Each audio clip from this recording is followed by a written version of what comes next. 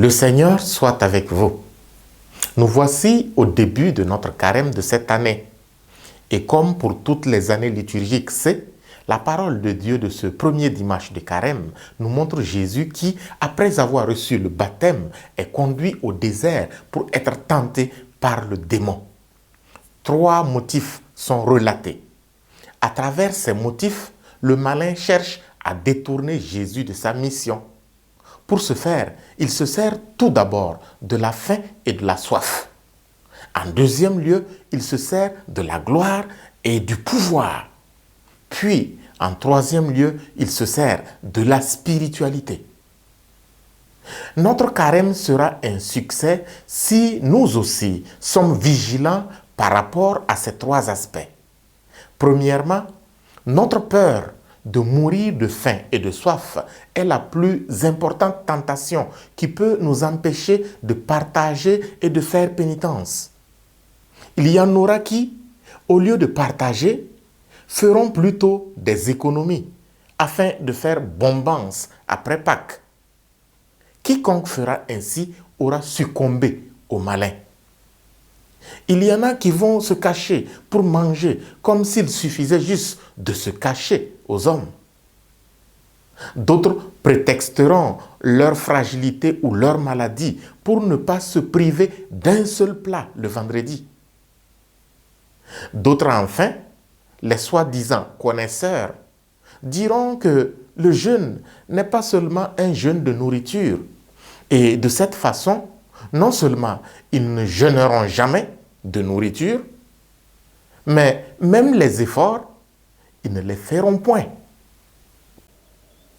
Deuxièmement, la recherche de la gloire et des honneurs constituera la deuxième grande tentation.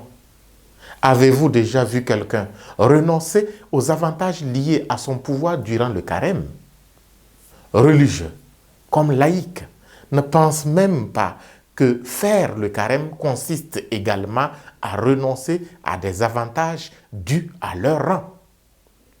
Le carême est le moment idéal pour décentraliser nos pouvoirs, depuis l'évêché, en passant par la curie paroissiale, jusqu'au foyer conjugal.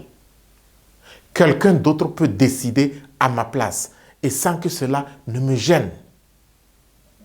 Aurions-nous ce courage? Troisièmement, même la vantardise dans notre exercice spirituel peut constituer une tentation fatale. Jette-toi à terre, dit le malin. Il enverra ses anges te protéger pour ne pas heurter la pierre. Il faut nous voir, rivaliser de spiritualité et nous en vanter. Des jeûnes excessifs, des retraites spirituelles multiples, des chemins de croix 3 fois par semaine, etc. Tout cela raconté avec fierté à qui veut l'entendre pour démontrer que nous sommes dans la grâce du Seigneur. Pensons-nous vraiment que c'est cela qui plaît à Dieu? Ne mettrons-nous pas ainsi Dieu à l'épreuve de la manière la plus terrible? Ô Jésus tenté au désert, aide-nous à discerner le jeûne qui te plaît. Avec ton aide, nous pourrons nous aussi résister au malin et mériter la résurrection à Pâques. Le Seigneur soit avec vous.